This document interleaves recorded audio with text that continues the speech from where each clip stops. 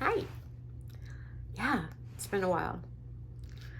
I'm going to try to speed run through everything that's happened this last year, but I don't want that to take away from any of the events that I'm going to talk about.